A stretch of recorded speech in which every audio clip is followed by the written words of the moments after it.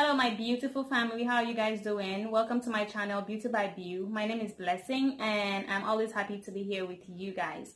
Today we're not going to be doing a face of a whole makeup. We're going to be showing you the basics of how to contour and highlight your nose without using a contour palette. Do not forget to subscribe to this channel to get more tips on your beauty tricks, and also like this video, give it a thumbs up.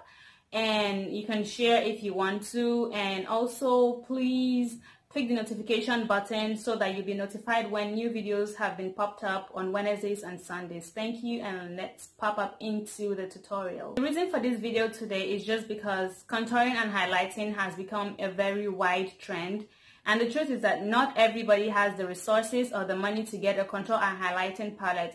So I'll just be showing you very easy steps and how to use your old makeups to contour and highlight your nose without breaking your bank.